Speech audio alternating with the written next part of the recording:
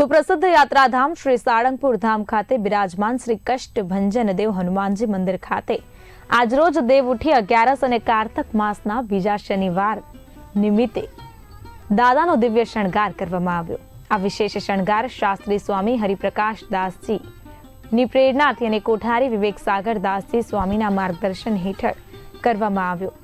સવારે મંગળા આરતી અને શણગાર આરતી કોઠારી સ્વામીએ કરી હતી। સાથે સાથે હનુમાનજી દાદાને આજે પ્યોર સિલ્કના કાપડમાંથી તૈયાર કરાયેલા જરદોશી વર્કવાળા વાઘા પહેરાવવામાં આવ્યા હતા। આ વાઘા કમળ અને ગુલાબની થીમ પર આધારિત હતા, જે વૃંદાવનના 7 કારીગરોએ 7 દિવસની મહેનતથી તૈયાર કર્યા હતા। દાદાના સિંહાસનને પણ કમળની થીમ સાથે ગલગોટા અને સેવંતીના ફૂલોથી ખૂબ જ સુંદર રીતે શોભાવવામાં આવ્યું હતું। પૂજારી સ્વામીએ જણાવ્યું કે દાદાના વિશેષ રીતે કમળ અને ગુલાબના ફૂલોનો હાર પહેરાવવામાં આવ્યા છે।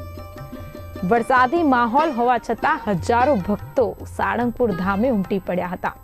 લાંબી લાઈનમાં ઉભા રહી ભક્તોએ શ્રી કષ્ટભંજન દેવ હનુમાનજી મહારાજના દર્શન કરીને ધન્યતા અનુભવી હતી।